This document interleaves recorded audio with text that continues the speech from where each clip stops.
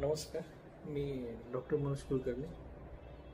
माझ्या श्री साई सोरा आयुर्वेद पंचकर्म हॉस्पिटल या यूट्यूब चॅनलवर आपल्या सगळ्यांचं सहर्ष स्वागत. तर आजचा व्हिडिओ करण्याचं किंवा आजचा यूट्यूबवरचा व्हिडिओ अपलोड करण्याचं एक महत्त्वाचं कारण म्हणजे आजचं जे टायटल आहे रोगानाम शारदी माता. तर या वाक्याच्या अनुषंगाने आजचं मी व्हिडिओ करतोय. तर जे आहे रोगानाम शारदी माता. रोगानाम शारदी माता म्हणजे काय, तर सर्व रोगांचं हे जे आहे आई हा शरद ऋतू आहे सध्या. तर याचं कारण काय, तर रोगांना शारदी माता म्हणजे सर्व रोगांचं कारण जे आहे ते कारण म्हणजे शरद ऋतू आहे. तर हे कसं घडतं, तर सध्या आता सगळीकडं आता 2 महिन्यापूर्वी खूप पावसाळ्यात खूप पाऊस आला, अतिवृष्टी झाली आणि त्या काळामध्ये कफाचे आजार खूप वाढले होते.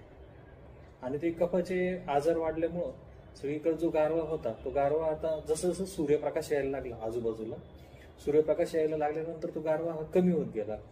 आणि आता सगळीकडे ऑक्टोबर हिटचे लक्षणं दिसायला लागलेले. आता सुद्धा मला सुद्धा खूप गरम होतंय. तर याच्यामुळे शरीरामध्ये काय बदल घडतात, तर शरीरामध्ये काय होतं, तर जे पित्त आहे आपलं, जे पित्त हे उष्ण व्हायला लागतं. आणि हे पित्त जर उष्ण व्हायला लागलं तर ते रक्तातली जी उष्णता आहे ती रक्तातली उष्णता हे पित्त खूप मोठ्या प्रमाणात वाढवायला लागतं. आणि हे पित्त जर रक्तातली उष्णता वाढवायला लागलं तर वेगवेगळ्या प्रकारचे आजार हे शरीरामध्ये दिसायला लागतात. तर या सगळ्या गोष्टींमुळे, आणि ते आजार काही काही वेळेस घातक पण असतात, उदाहरणार्थ पक्षाघात. तर या काळामध्ये पॅरालिसिसचा अटॅक येण्याचं प्रमाण हे खूप मोठ्या प्रमाणात असतं. आणि आत्ताच आपण आज जो व्हिडिओ करतोय, सकाळीच एक राजकीय प्रस्थ कर्डिले साहेब यांचं सुद्धा हार्ट अटॅकमुळेच निधन झालेलं आहे. तर यामुळे काय होतं, तर या काळामध्ये शरीरामध्ये बदल घडतात आणि जे रक्तातली उष्णता वाढून जे प्राणघातक आजार आहे, तर ते प्राणघातक आजार हे मोठ्या प्रमाणात दिसायला लागतात. म्हणून ऑक्टोबर महिन्याला ऑक्टोबर हिट जी असते त्या ऑक्टोबर हिटला किंवा ऑक्टोबर महिन्याला रोगानाम शारदी माता असं म्हटलेलं असतं. आणि याच्यामुळं उष्णतेचे त्रास जे आहेत, स्किन डिसीज आहे, नंतर पिंपल्स आहे, नाही आम्लपित्त आहे, नंतर जे आपण उष्णतेचे आजार म्हणतो ते उष्णतेचे आजार हे जास्त मोठ्या प्रमाणात दिसायला लागतात. तर आता ही झाली एक बाजू. समजा आता हे समजा ऑक्टोबरमुळं होणारी उष्णता आहे आणि त्या उष्णतेमुळं आपण काय करू शकतो, तर ही उष्णता कमी होण्यासाठी किंवा ही उष्णतेचे त्रास कमीत कमी आपल्याला व्हावे यासाठी, तर यासाठी केली जाणारी जी चिकित्सा आहे तिला म्हणतात पंचकर्म चिकित्सा. आणि याच्यामध्ये ऋतुशोधन नावाची जी कन्सेप्ट असतो की प्रत्येक ऋतूनुसार शोधन करायचं, की ऋतूनुसार औषधं काही पंचकर्म करून शरीराची पूर्ण शुद्धी करून घ्यायची. तर या ऋतुशोधनामध्ये जे ऑक्टोबरमध्येच केलं जातं तर त्या प्रक्रियेला म्हणतात विरेचन प्रक्रिया. विरेचन या प्रक्रियेचा अर्थ काय होतो, तर विरेचन या प्रक्रियेचा शब्दशः अर्थ होतो जुलाबाचं औषध. म्हणजे आपण काय करतो या सिंपल भाषेमध्ये, तर काही काही ज्या जुलाबाच्या गोळ्या असतात त्या 2 किंवा 4 गोळ्या असतात. त्या जुलाबाच्या गोळ्या आपण पेशंटला घ्यायला देतो आणि पेशंटला त्याच्यानंतर 8 ते 10 वेळा जुलाब होतात. आणि 8 ते 10 वेळा जुलाब झाले की शरीरातली जेवढी उष्णता आहे ती उष्णता सगळी बाहेर काढून टाकली जाते. पण आपण जे विरेचन करतो ते विरेचन इतकं सोपं नसतं की जेवढं मी सांगतोय.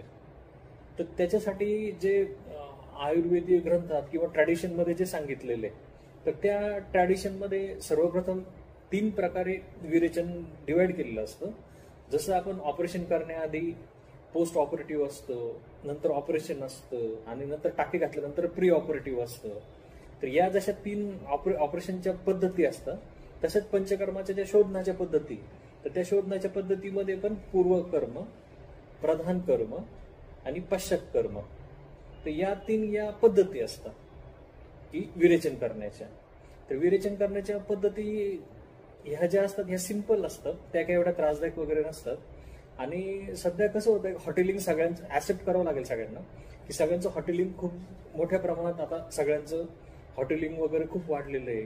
स्पायसी ऑइली फूड्स खूप खाणं वाढलेलं आहे आणि त्याच्यामुळं खूप मोठ्या लहानांपासून म्हाताऱ्यापर्यंत खूप मोठ्या प्रमाणात त्वचा रोगांचं प्रमाण वाढलेलं आहे. नंतर तरुण मुलांना अटक यायचं प्रमाण सुद्धा खूप वाढलेलं आहे, किंवा कोविड नंतर सुद्धा अटक येण्याचं प्रमाण खूप वाढलेलं आहे. तर या सगळ्यांसाठी सुद्धा विरेचन ही एकदम उपयुक्त प्रक्रिया असते. तर याच्यामध्ये पूर्वकर्मामध्ये आपण काय करतो, विरेचन जर एखाद्याला करायचंय तर विरेचन करताना पूर्वरूपामध्ये आपण काय करतो, तर पूर्वरूपामध्ये जे औषधी वनस्पती असतात, ज्या औषधी वनस्पतींचं एक तूप तयार करतो आणि ते औषधी वनस्पतींचं तूप 5 दिवस पेशंटला घ्यायला देतो. 5 दिवस म्हणजे समजा आता एखाद्याला आम्लपित्ताचा त्रास आहे, तर आम्लपित्ताचा त्रास असणाऱ्या पेशंटला आपण काय करतो, तर आवळ्यांनी सिद्ध केलेलं तूप हे 5 दिवस प्यायला देतो. समजा एखादा वंध्यत्वाचा पेशंट आहे किंवा काही जणांना शुक्राणूंची कमतरता असते, तर त्यांच्यामध्ये आपण काय करतो, तर फलभृत नावाचं एक तूप आहे, तर त्याच्यामध्ये शतावरी असते, नंतर दूध असतं गाईचं आणि गाईचं तूप असतं, याच्यापासून ते तयार करतात. तर हे जे तूप असतात हे पहिले 5 दिवस संस्कारित तुप म्हणतात त्यांना, औषधी वनस्पतींनी संस्कारित तुप. हे 5 दिवस आपण त्या पेशंटला तूप घ्यायला देतो. 1 ते 5 दिवसाचा त्याचा कोर्स असतो.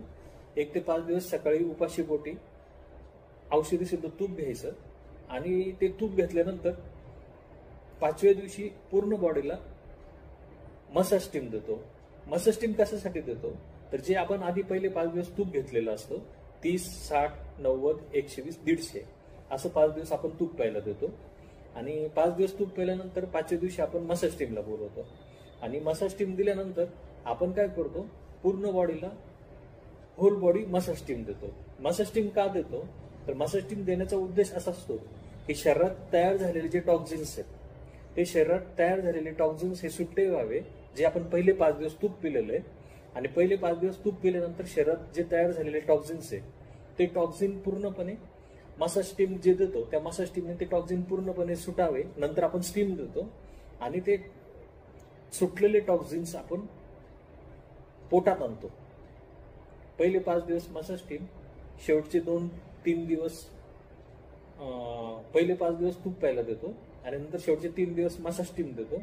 आणि नंतर 3 दिवस मसाज स्टीम झाल्यानंतर विरेचनाच्या, आता हे झालं पूर्वकर्म, म्हणजे औषधी सिद्ध तूप पिणं आणि त्याच्या जोडीला मसाज स्टीम घेणं, हे सगळं प्री ऑपरेटिव्ह किंवा पूर्वकर्मामध्ये येतं. नंतर ऑपरेटिव्हच्या दिवशी आपण काय करतो, किंवा विरेचनाच्या दिवशी काय करतो, तर त्याला आपण ऑपरेटिव्ह डेला आपण प्रधान कर्म म्हणतो. आणि प्रधान कर्मामध्ये आपण काय करतो, तर प्रधान कर्मामध्ये आपण ज्या दिवशी विरेचन आहे त्या दिवशी सकाळी पेशंटला लवकर बोलवतो, 1 ग्लास दूध त्याला प्यायला देतो आणि 1 ग्लास दूध पिल्यानंतर त्याला 2 किंवा 4 कोठ्यानुसार जुलाबाच्या गोळ्या देतो. आणि त्या जुलाबाच्या गोळ्या दिल्यानंतर लगेच जुलाब नाही सुरू होत. गोळ्या घेतल्यानंतर 1 ते 1.5 तासांनी जुलाब सुरू होतात. आणि एकदा जुलाब, आणि त्या काळात कंटिन्यू आपण गरम पाणी प्यायला देतो. गरम पाणी जितकं जास्त पितो तेवढे जास्त जुलाब होतात. आणि जेवढे जास्त जुलाब होतील तेवढी यकृतातली जी उष्णता आहे, ती यकृतातली उष्णता आपण पाचक पित्त जे आहे ते पाचक पित्त पूर्णपणे शुद्ध करतो. यकृतातली जेवढी उष्णता आहे ती यकृतातली पूर्ण उष्णता आपण पूर्णपणे बाहेर काढून टाकतो. तर या प्रकारे झाले प्रधान कर्म. आणि याच्या काळामध्ये जे विरेचन जे करतो त्या विरेचनाच्या काळामध्ये काही काही पथ्य असतात. उदाहरणार्थ ज्वारीची भाकरी, मुगाचं वरण, मुगाच्या डाळीची खिचडी, वेट लॉससाठी, विशेष करून वेट लॉससाठी यासारखं हलकं अन्न जास्तीत जास्त खाणे, मुगाच्या डाळीची खिचडी जास्त खाणे, ज्वारीची भाकरी आणि मुगाचं वरण, असं 5 दिवस आपण सगळ्यांना पथ्य देतो. आणि विशेष करून वेट लॉसला याचा चांगला फरक पडतो. याच्यानंतर 2 जुलाबाच्या गोळ्या दिल्या, 8 ते 10 ते 12 जुलाब होतात. पेशंटचं यकृत जे असतं ती यकृत पूर्णपणे शुद्ध होऊन जातं. आणि एकदा यकृत शुद्धी झाली की यकृतामध्ये सगळ्यात जास्त शरीरातलं रक्त असतं. आणि एकदा यकृताची शुद्धी झाली की रक्त एकदा शुद्ध होऊन जातं. आणि जेवढी टॉक्झिन्स तयार झालेत शरीरामध्ये ते विरेचनावाटे संडाच्या जागेतून बाहेर पडतात. आणि पेशंटला एकदम 2-3 दिवस एकदम हलकं वाटतं. लेडीज जर असेल तर तिचा ओटीपोटाचा जो घेर सुटलेला असेल तो ओटीपोटाचा घेर सुद्धा कमी होऊन जातो. 40 नंतर सगळ्या फॅट फर्टाईल फिमेल ऑफ 40 असतात. 40 नंतर खूप जणींचं ओटीपोट हे सुटलेलं असतं नॅचरली. तर त्याच्यासाठी पण विरेचन ही खूप चांगली प्रक्रिया आहे. आणि याच्यानंतर आता पहिले झालं पूर्वकर्म, तूप पिणं आणि मसाज स्टीम. नंतर झालं प्रधान कर्म. प्रधान कर्मामध्ये आपण 2 जुलाबाच्या गोळ्या आणि 10 ते 12 जुलाब होतात, हे झालं विरेचन. आणि तिसरं जे असतं ते पश्चात कर्म म्हणजे पोस्ट ऑपरेटिव्ह. तर पोस्ट ऑपरेटिव्ह मध्ये आपण काय करतो, तर पोस्ट ऑपरेटिव्ह मध्ये आपण पेशंटला 3 ते 4 दिवस फक्त हलका अन्न, मुगाचं वरण आणि मुगाची डाळीची खिचडी याच्यावरच ती, किंवा साळीच्या किंवा पॉपकॉर्न, साळीच्या लाह्या किंवा पॉपकॉर्न, एवढंच 4 दिवस आपण त्याला पूर्णपणे डाएट देतो. तर या पद्धतीने 3 ते 4 दिवस नंतर, म्हणजे रविवारी जर विरेचन केलं तर मंगळवार बुधवारपर्यंत आपल्याला हे पथ्य पाळावे लागतात. कोठा पूर्णपणे धुवून निघतो, कोठा एकदम हलका होऊन जातो. शरीरात जे पचनाचे झालेले आजार आहेत, पित्ताचे आजार आहेत, ते सगळे विरेचनावाटे बाहेर पडतात. आणि याचा खूप चांगला असा चेहऱ्यावर परिणाम येतो. शरीराचा ग्लो खूप चांगला येतो. त्वचेचा जो ग्लो असतो तो ग्लो खूप चांगला येणे वाढतो. आमच्याकडे ज्या लग्न करण्यासाठी मुली वगैरे येतात तर त्या भरपूर साखरपुडा किंवा लग्नाच्या वेळेस कॉस्मेटिक पॉइंट ऑफ व्ह्यू भरपूर काही काही करतात. जेव्हा ते पेशंट विचारायला येतात की तुम्ही याच्यासाठी अजून काही करू शकता का आयुर्वेदामध्ये, तर आयुर्वेदामध्ये जर कोणाचं लग्न वगैरे करायचं असेल किंवा काही कॉस्मेटिक पॉइंट ऑफ व्ह्यू लागत असेल, चेहरा जर गोरा करायचा असेल, तर चेहरा गोरा करण्यासाठी, वर्ण उजळण्यासाठी सगळ्यात चांगली प्रक्रिया जी असते ती विरेचन असते. आणि हिचा इफेक्ट हा जवळजवळ 6 महिने पण टिकून राहतो. इव्हन तुम्हाला लोक पण विचारतात की तुम्ही नेमकं काय केलं, तुम्ही पहिल्यापेक्षा गोरे दिसताय. कारण की काळेपणा जो असतो तो मसालेदार, तीक्ष्ण, उष्ण जे पदार्थ खाल्ल्याने, पनीर खाल्ल्याने जो त्वचेवर काळेपणा आलेला असतो, तो सगळा त्वचेवरचा काळेपणा ह्या विरेचनाने पूर्ण निघून जातो आणि शरीर एकदम ग्लो किंवा एक गोरेपणा शरीराला जास्त येतो. म्हणून लग्न करणाऱ्या मुलींमध्ये वगैरे आपण विरेचन हे सांगतो. आणि त्याच्यानंतर काही काही रुग्ण जे असतात त्यांना मद्यपानाची सवय असते आणि मद्यपानाचा सगळ्यात वर्स्ट इफेक्ट कुठला होत असेल तर तो लिव्हरवर होतो. लिव्हर त्यांचे हळूहळू खराब होत जातात आणि हे मद्य करणाऱ्या रुग्णांना सुद्धा माहिती असतं की आपलं लिव्हर डॅमेज होऊ शकतो. नंतर त्याला लिव्हर ट्रान्सप्लांट वगैरे ह्या खूप खर्चिक 25-25, 30-30 लाख रुपये खर्च करणाऱ्या प्रक्रिया आहेत आणि त्या प्रक्रिया इतक्या सोप्या नसतात. त्याच्यासाठी ज्यांची हिस्ट्री, की ज्यांनी खूप अतिमद्यपानाचा इतिहास होता आणि त्यांना भीती वाटते की बा पुढे जाऊन माझे लिव्हरचे प्रॉब्लेम वाढतील का, तर ह्या सगळ्यांसाठी विरेचन ही खूप चांगली प्रक्रिया आहे. जर त्यांनी विरेचन केलं, की ज्यांना मागच्या वेळेस ज्यांना मागची इतिहास आहे मद्यपान करण्याचा, तर अशा लोकांनी जर विरेचन केलं तर त्यांना त्या विरेचनामुळं पूर्ण यकृताची शुद्धी होते. जे मद्याचे साईड इफेक्ट लिव्हरवर झालेले, ते लिव्हरवरचे साईड इफेक्ट सगळे कमी होऊन जातात आणि खूप चांगला त्यांना फरक पडतो. आणि अजून एक विरेचनाचा मला एक फायदा सांगायचा होता की आता सगळीकडे लॅपटॉप किंवा अँड्रॉइड मोबाईल्स हे सगळे वापरले जातात. कॉम्प्युटरवर सगळ्यांकडे स्क्रीनमय जग झालंय समजा.